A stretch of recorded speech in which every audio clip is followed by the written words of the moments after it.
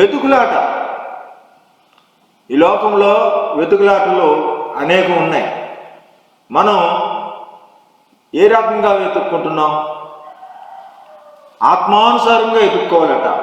ఈ క్రిస్మస్ దినాల్లో 3 జ్ఞానులు ఏమండి, భార్యని, బిడ్డల్ని, తమ పనులను, ఇళ్ళు, బంధువుల్ని, మమతలు ఉంటాయి. ఈ మమతలన్నీ వదిలి వెతుకులాట చేసుకుంటూ వచ్చారట. ఎవరి నిమిత్తం వెతుకులాట? దేవుని నిమిత్తము వెతుకులాట. పాత నిబంధనలో సౌలు గాడిదల్ని ఎత్తుక్కుంటానికి వెళ్ళాడు. అవునా? గాడిదల్ని ఎత్తుక్కుంటానికి వెళితే దేవుడు ఏం చేశాడు? రాజుగా చేశాడు. అక్కడ ప్రవక్తని ఎత్తుక్కొని ఎక్కడ గాడిదలు పోయినాయో తెలుసుకుందారని అతనికి తన దగ్గరున్న కొద్దిపాటి ఆ విలువైన వెండి, అది కొంత మొత్తము ఇవ్వాలనుకుంటారు. కానీ జ్ఞానులు వెతుకులాట చేసి వచ్చి ఆ నక్షత్రము చూసి అత్యానంద భరితులై తమ పెట్టిలిప్పి బంగారము, బోళము, సాంబ్రాణి, అయ్యో ప్రతిరోజు వచ్చి ఆదాయం పోగొట్టుకున్నారు, ఊర్లు వదిలిపెట్టారు, 100 కిలోమీటర్లు బట్టి దూరం, 1000 కిలోమీటర్లు బట్టి దూరం కూడా వచ్చారు. ఏమని అన్వేషణ చేసుకుంటూ వస్తూ వారు చేసిన తప్పు పని ఏంటయ్యా అంటే, ఏంటండి అది? హేరోదు రాజు దగ్గరికి వెళ్ళారు. పుట్టేవాడు రాజు కాబట్టి, యూదుల రాజుగా పుడుతున్నాడు కాబట్టి, మరి యూదుల రాజుగా పుట్టినవాడు ఎక్కడున్నాడు? మేము ఆయన నక్షత్రం చూచి వచ్చితిమని వస్తే ఇక ప్రమాదం తెచ్చారు. వచ్చేదేదో నక్షత్రం చూసి వస్తే పర్వాలేదు, మళ్ళీ వీళ్ళు జ్ఞానులు కదా, స్వబుద్ధిని ఆధారం చేసుకుని అక్కడికి. సరే, ఆ రాజుగారికి భయం వేసిందంట.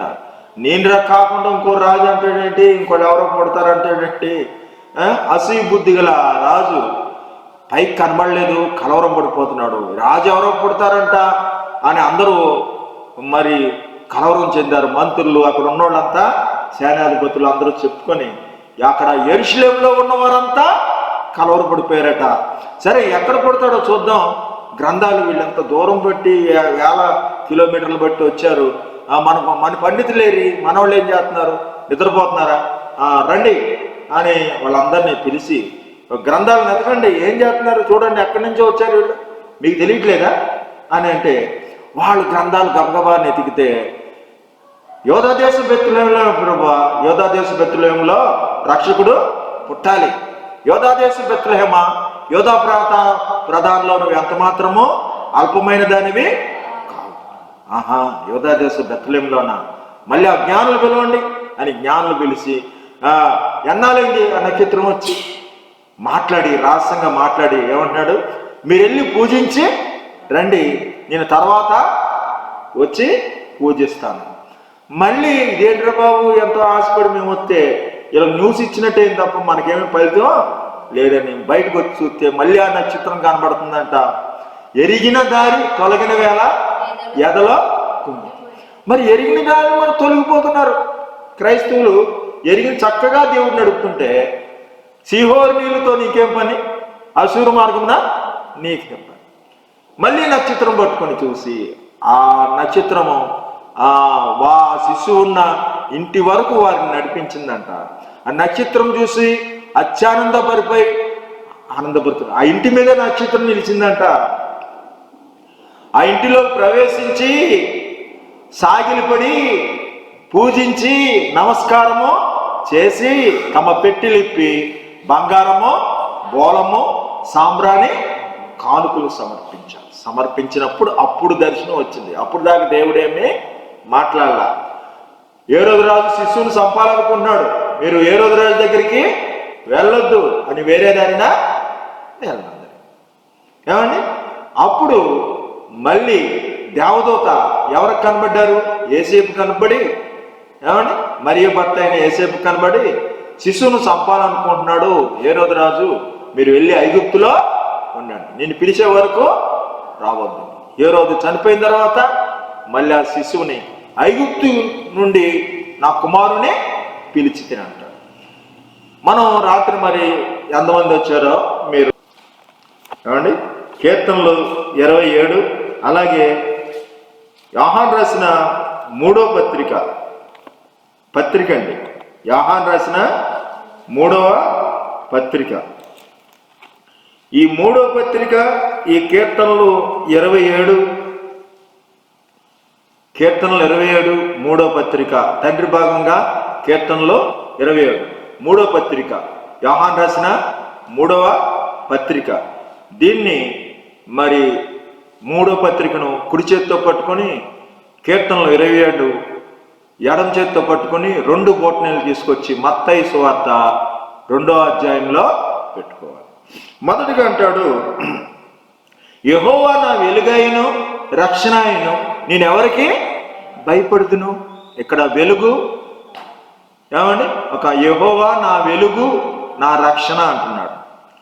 యోహాను రాసిన పత్రికలో పెద్దనైన నేను రాయి సంగతులేమనగా, పెద్ద అయిన ఎవరో యోహానప్పటికి చాలా వృద్ధుడైపోయాడు. పెద్దనైన నేను రాయి సంగతులేమనగా, అసలు యోహాను ఎవరు అనుకున్నారు? అందరిలో చిన్న రొమ్మున అనుకునేవాడట. ఎవరు? యోహాను రొమ్మున అనుకునే చిన్న శిష్యుడు ఇప్పుడు ఎంత అయ్యేవాడయ్యాడు? వృద్ధుడు. పెద్దనైన నేను సత్యమును బట్టి రాయి సంగతులు ఏమనగా, మనకు జ్ఞానం ఉండాలి. ఇప్పుడు పిల్లలు ఉన్నారనుకోండి, వాళ్ళకి పెద్ద ఒకళ్ళు ఉంటారు, చెప్పేవాళ్ళు ఉంటారు, అది కాదు ఇలా చేయి ఇలా చేయి, అవునా? ఇక్కడ హేరోదు రాజు దినముల్లో 3 జ్ఞానులు వచ్చారు. హేరోదు రాజు దినముల్లో జ్ఞానులు వచ్చారు. అర్థమవుతుందండి?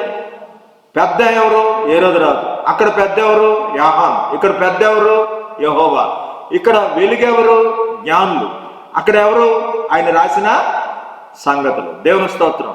2వ వచనాల్లో చూస్తే ఏమండి, నువ్వు ఆత్మలో వర్ధిల్లిన ప్రకారం అన్ని విషయాల్లో వర్ధిల్లాలంటే మేము ఆయన నక్షత్రం చూసి వచ్చి తిని. నక్షత్రం ఏంటి?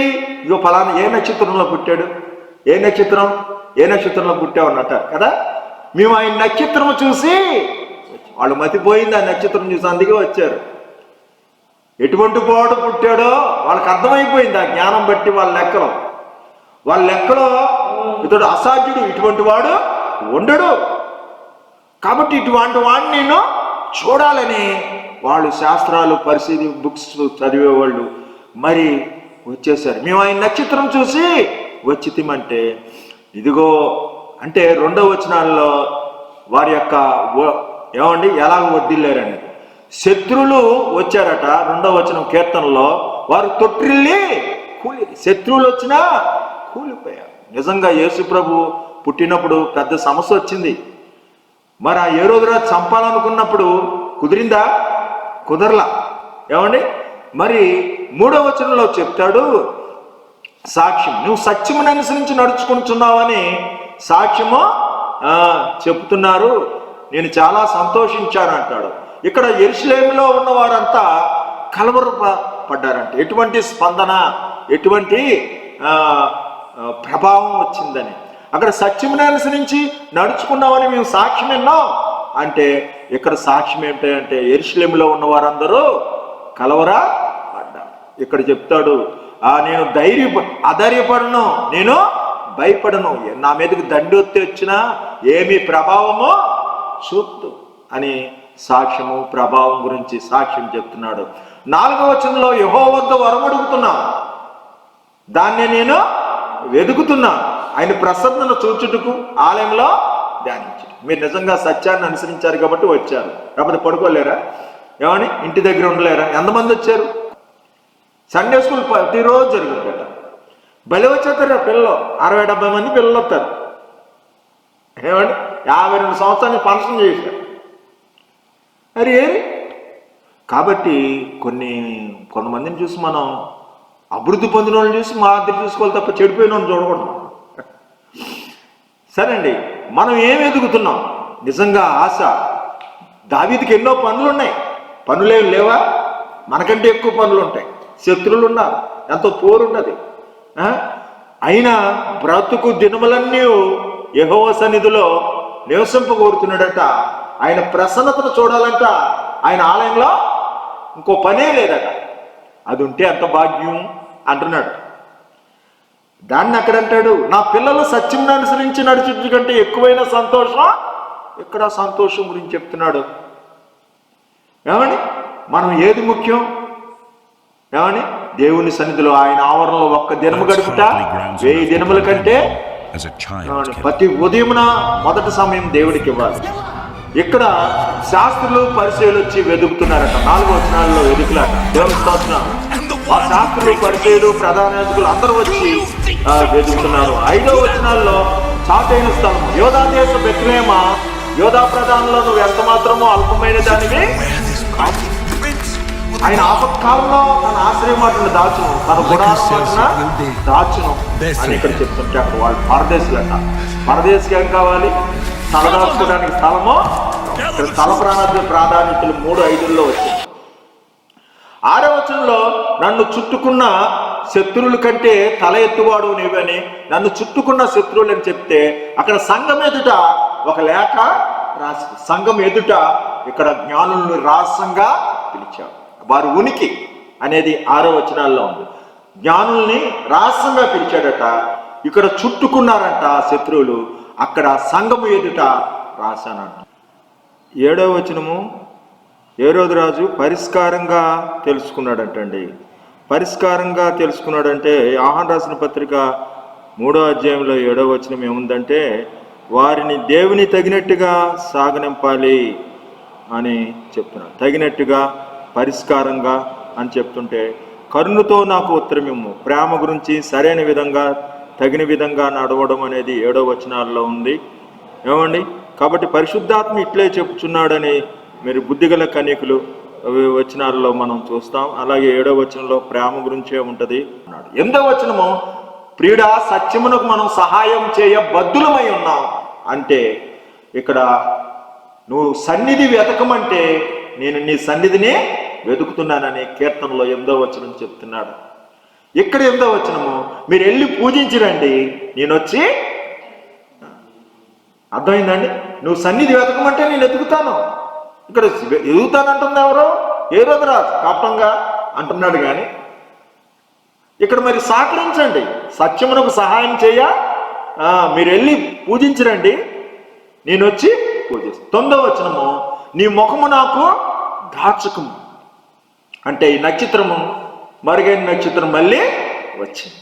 అక్కడ ఏం చేస్తున్నాను? సంగముకు వెల్లడి చేశాను. దేవుని స్తోత్రం. కాబట్టి ఈ సంఘము రాయటము వెల్లడి, ఈ నక్షత్రము రావడం వెల్లడి. ఇక్కడ ముఖము దాచకం అనేది కూడా 3:9 వెల్లడి ఉంటుంది, అనుమానం లేకుండా చూసుకోవచ్చు. 10వ వచనంలో నా తల్లి మర్చినను నా తండ్రి విడిచినను యెహోవా నన్ను చేరదీయను అంటే, ప్రధానత్వం కోరుతున్నవాడు చేరదీయలేదట, దూషిస్తున్నాడట. వదరుచు తాము చేర్చుకున్న మనసు గల వారిని కూడా ఆటంకపరుస్తారు. సంఘాల్లో కూడా ఉంటారు హేరోదు రాజులు. ఏంటంటే వారికి దేవుడి విలువ ముఖ్యం కాదు.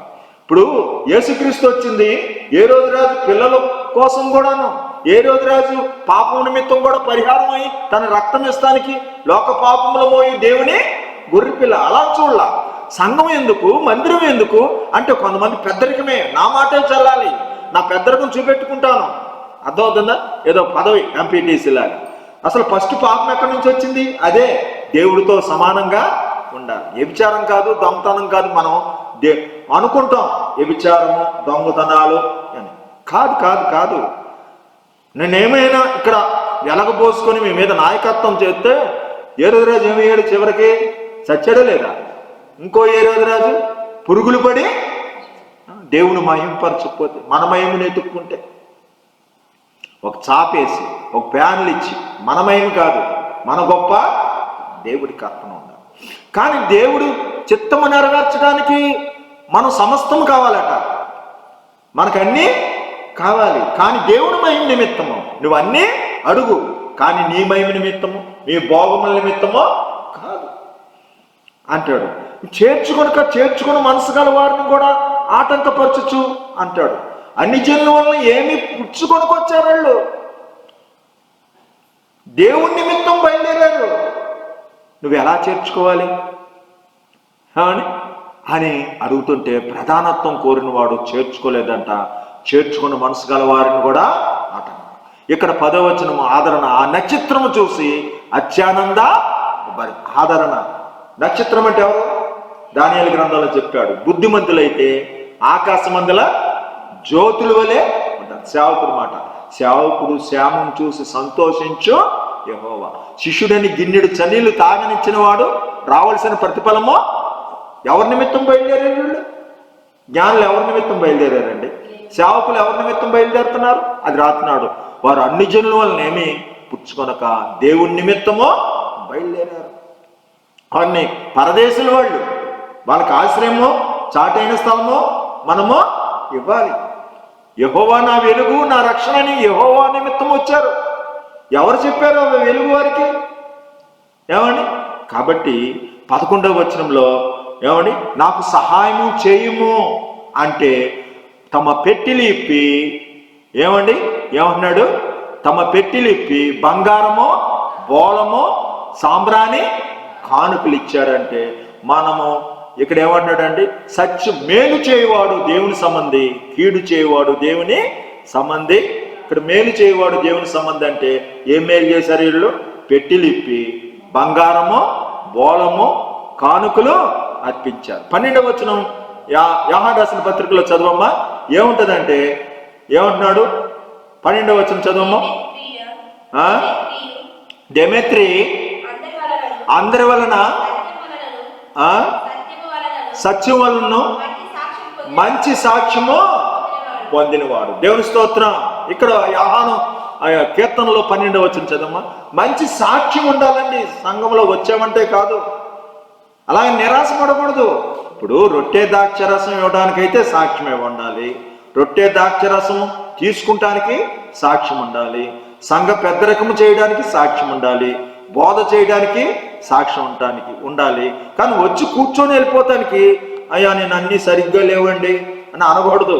నువ్వు ఎప్పుడైనా రావచ్చు, కూర్చోడానికి ఏమీ అభ్యంతరమా లేదు. తాగానండి, మంచోండి కాదండి, నువ్వు గొడవ చేయకుండా వచ్చి కూర్చో.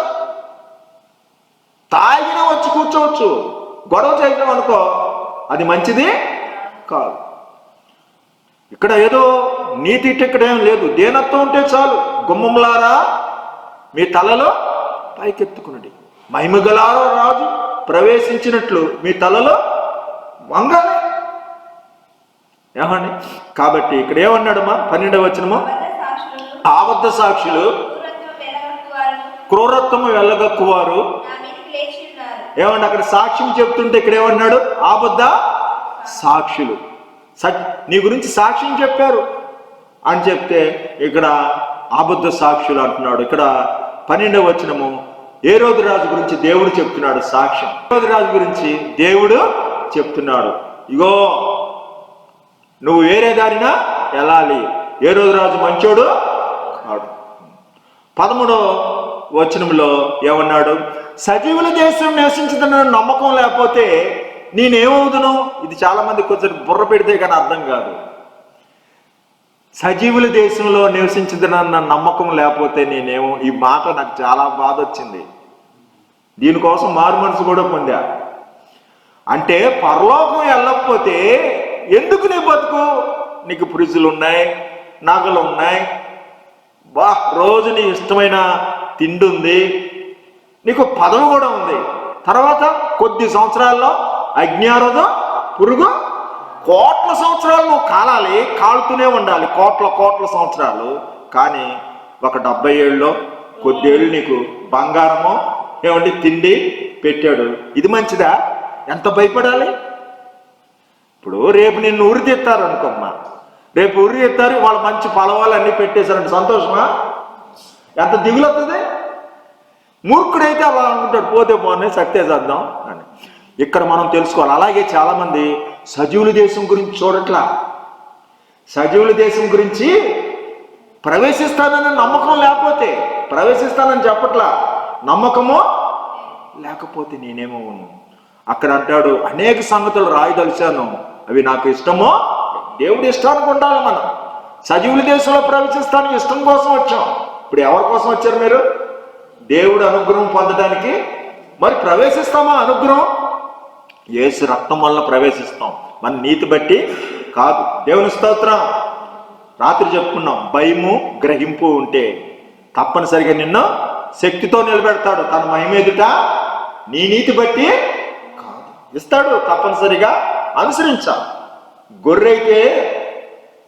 గొర్రెదైతే బురదలో పడినా లేదు, పంది అయితే ఉండిపోదు. నువ్వు అనుసరించాలి. నడవడం రాపోయినా పడ్డావో ఏం చేసావో ఎప్పుడు ఫాలోయింగ్. దేవుని స్తోత్రం. 13వ వచనము ఇక్కడ ఏం చెప్తున్నాడండి? నాకు ఇష్టం లేదంటే హేరోదు రాజు సంహరించాలనుకుంటున్నాడు. సజీవుల దేశం అంటే అక్కడ సంహరించాలంటున్నాడు. అర్థమవుతుందా? ఇష్టం లేదు. 13వ వచనాల్లో ఏంటి? ఇష్టం ఉంటుందా ఉండదా? ఇష్టం గురించి చెప్పాడు. 14వ వచనంలో యెహోవా కొరకు సహనముతో కనిపెట్టుచున్నాను, నిబ్బరం కలిగి ధైర్యముగా ఉండుము అంటున్నాడు. సహనంతో కనిపెట్టయ్యా అంటే అక్కడ మరియమ్మను ఆ శిశువును ఎవరు కనిపెడుతున్నారు? ఎవరండి? యేసేపు కనిపెట్టాడు. నేను ముఖాముఖిగా చూస్తాను, నేను చెప్పే వరకు అక్కడ ఉండు అంటే నిరీక్షణ మాట. 3:14లో నేను ముఖాముఖిగా చూస్తాను, ఒక నిరీక్షణ. ఆ యేసేపు కూడా ఒక నిరీక్షణ ఉంది. నేను ఆ పునాదులు గల 12 గుమ్మాల పట్టణానికి ఎలాగా అబ్రహాం నిరీక్షణతో యాత్రికుణ్ణి పరదేశనని చెప్పాడో, యేసేపు తన బ్రతుకు కాలంలో నన్ను ఇక్కడ చనిపోయిన ఇక్కడ పాతి పెట్టొద్దు, కానానుకు తీసుకెళ్లి పాతి పెట్టాలంటే ఏమండి?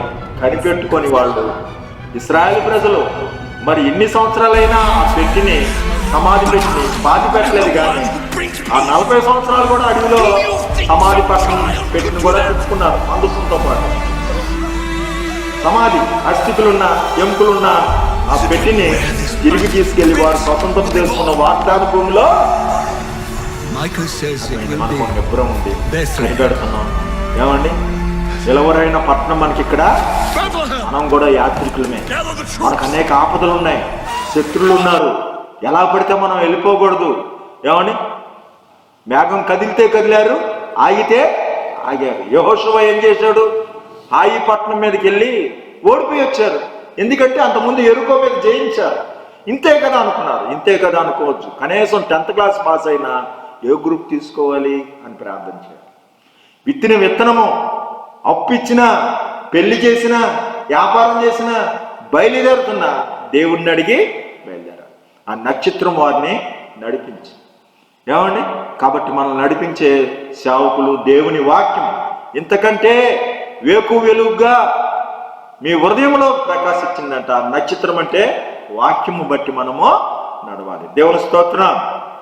కాబట్టి మనము ఈ లోకములో యాత్రికులము, పరదేశులము తప్పనిసరిగా దేవుణ్ణే వెతుక్కుంటూ ఈ జ్ఞానులు ఎలాగ వెతికారో జ్ఞాపం చేసుకోవాలి. గొర్రెల కాపరులు బెత్లెహేం వరకు వెళ్ళి చూతుమో రండి. వారు గొర్రెల మందలు వదిలేసట. ఇదేదో సంగతులు చెప్తున్నాడని వెతుక్కుంటూ వెళ్ళారు. ఊరుకున్నారా? ఊరుకోవాలి. అందుకొంచెం క్రిస్మస్ దినాల్లో క్యారల్ చేస్తారు చూసారా? ఈ గొర్రెల కాపర్లా సాదృశ్యం. వెళ్ళి చూసి వచ్చారంట. ఇవో నక్షత్రము దేవదూత కనబడింది, ఇవి అక్కడ మీ శిశువును కూడా చెప్పినట్టే చూసాం అని కన్న వాటిని విన్న వాటిని స్వార్థ రక్షకుడు మన కొరకు పుట్టి ఉన్నాడు, ఇది ప్రజలందరికీ సువార్త అని మారు దేవదూత కనబడింది. మేము వెళ్ళి వెతుక్కుంటూ వెళ్ళి చూస్తే అలాగే అక్కడ ఉన్నారు. మేము పూజించి వచ్చాం. రక్షకుడు ఉన్నాడు, మీరు కూడా. కాబట్టి మనం అనేకులకు సాక్షులుగా ఈ లోకంలో వ్యర్థమైన వాటిని వెతక్క, మన కన్నులు అటు ఇటు చూడక, ఈ శ్వాసకర్తయు కొనసాగించేవాడైనా యేసు వైపు చూస్తే వెలుగుంది, రక్షణ ఉంది. అవమానం నిర్లక్ష్యపెట్టి సిలువను సహించి ఎదుటున్న పందెం ఉందట. ఆ పందెంలో బహుమానం కూడా ఉందట. సిలువుతో పాటు ఏముంది? పునరుద్ధానం కూడా నష్టపెట్టుకున్నావు కొన్ని, అయినా నీకు మళ్ళీ ఇస్తాడు. దేవుని స్తోత్రం. మనం తప్పనిసరిగా మరి గురి వద్దకే పరిగెత్తాలి. వెనుకున్న వాటిని మరిచి ముందున్న వాటికి వేగిరిపడాలి. లోకాన్ని పెంటగా నష్టంగా ఎంచుకున్నాడట. మరి వీళ్ళంత నష్టంగా ఎంచుకున్నారో జ్ఞానులు వదిలిపెట్టగలరు? రోజు కూలిపోతుంది. ఏమండి, భార్యను వదిలిపెట్టగలరు, బిడ్డలను వదిలిపెట్టగలరు, ఊర్లో వదిలిపెట్టగలరు. లోతు భార్య ఎందుకు చూసింది? వెనక తిరిగి చూసింది. మరి ఎలా చూస్తున్నామో మన మనోనిదానం తేటగా సూటిగా గురి వద్దకే నిలవరైన పట్టణమో లేదు. అధిక బలం ఉంటే 80 సంవత్సరాలు, లేకపోతే 70 సంవత్సరాలు. విన్నాం కదా, చనిపోయిన వారే ధన్యులు, పుట్టని వారు ధన్యులు. దేవుడు మనకు తోడుగా ఉంటాడు. ఏ తెగులు నీ గుడారమో సమీపించు. భయపడకమని మన నిమిత్తం ప్రాణం పెట్టిన సొంత కుమారుణ్ణి మన కోసమో ఇచ్చిన ఆయన సమస్తం మనకిస్తాడట. నా కుమారుడా అబ్షాలోమా, నీకు బదులుగా నేను చనిపోతే ఎంత మేలని దావీదనే మనుషుడు ఏడుస్తున్నాడు. తన కొడుకు ఎటువంటి వాడు? తన్నే తోలేశాడు. తన కొడుకు ఎటువంటి వాడు? భార్యలతో పాపం చేసినాడు. ఏ భార్యలతో? దావీదు భార్యలతో, అంటే తల్లులతో పాపం. గాడిద మీద వెళ్తుంటే ఏమండి, వృక్షానికి తల తగిలి కింద ఏలాడుతుంటే బాణం పెట్టి కొట్టి చంపేశాడు. ఈయన కూడా పరిశుద్ధుడైన కొడుకు, దేవునితో సమానం ఉన్నవాడు. ఆ పదవిని వదిలిపెట్టి ఈయన గాడిద మీద వచ్చాడట. ఈయన ఆకాశాన్ని భూమి మధ్యన వేల. అర్థమైందా? కాబట్టి మేలు చేసి శ్రమపడుట కంటే కీడు చేసి శ్రమపడుట బహు మంచిది. ఆయన శ్రమ పొందాడు, ఈయన శ్రమ పొందాడు. పరిశుద్ధుడైన కొడుకు, వాడు అపరిశుద్ధుడైనా దుర్మార్గుడైనా కొడుకు. మరి రాజయ్యాడా? గమనించాను అమ్మా, రాజయ్యాడా? యూదుల రాజుగా పుట్టినవాడు ఎక్కడన్నట్టే ఇప్పుడు రాజు చేసినా ఒప్పుకోలా. మరి ఎలాగయ్యాడు? పైన రాజు ముందు దొంగోడు కింద నుంచున్నాడు. ఆ దొంగోడుగా నుంచొని మరి ఎలక్టింగ్ పెడితే ఏమండి, రాజుగా కాదు కనీసం బతకడానికి ఎలక్టింగ్ పెడితే ఆ ఎలక్టింగ్లో కూడా ఎవరిని ఎన్నుకున్నారు? పరిశుద్ధుణ్ణి, నీతిమంతుణ్ణి వదిలిపెట్టి, ఇన్ని అద్భుతాలు చేసి ఇంత పరిశుద్ధంగా ఉన్నవాడిని వదిలిపెట్టి దొంగోడిని. అది ఎలక్షన్, ప్రజల ఎలక్షన్ అలా ఉంటుంది. పోనీ ఓడిపోతే ఓడిపోయాడు, ఒళ్ళంతా దున్నేసి కొరడాలతో కొట్టేసి ఏలాడదీస్తే, తండ్రి వీరేమి చేయించున్నారో వీరు ఎరగరు కనుక వీరిని క్షమించు. ఈ రాజు మీ రాజు అన్నాడు దేవుడు. పిలాతు అన్నాడు కూడా, ఈ రాజు అప్పుడే గెలిచాడు. చెరగా పట్టుకుపోయి మనుషులకు ఈవులు సాతాను అప్పుడే ఓడిపోయాడు. ఏమంటే ఇటువంటి వాడు రాజు అవ్వాలి. అబ్రాహాంకు వాగ్దానం ఇచ్చి పిల్లల్ని ఇచ్చాడా? ఇవ్వలేదు. అబ్రాహాంకి మళ్ళీ ఆగరు ద్వారా అడ్డ ద్వారా వెళ్ళి ఏదో తప్పు జరిగింది, మళ్ళీ సొంత కొడుకునిచ్చిగో ఆ 12 ఏళ్ళంతా కుర్రోడు అయిన తర్వాత నీ ఒక్కగాని బిడ్డను బలియమ్మంటే ఏమండి ఇచ్చాడా? సిద్ధపడ్డాడు. అబ్రాహాము యోగ్యుడని చూపెట్టాడు లోకానికి. నీ సంతానం ఎందుకు అవ్వాలి? మిగతా వాళ్ళు సంతానం అవ్వకూడదా అని స్వార్థంతో నా సంతానం నా సంతానం అని వచ్చేసాడేమో. తండ్రిని వదిలేస్తారు, తల్లి ఏదైనా గొప్ప వస్తుందంటే తండ్రిని తల్లిని అందరిని వదిలి పెడతారు, గొప్ప ఏముంది. కానీ అతని భక్తి ఎటువంటిదంటే తన కొడుకును కూడా నా సంతానమేమీ వద్దు, దేవుడే. అది అబ్రహమా ఆగు అన్నాడు, ఆపాడు. కానీ ఇక్కడ ఎవరైనా ఆపేవాళ్ళు ఉన్నారా? దేవుడికి పక్షపాతమా?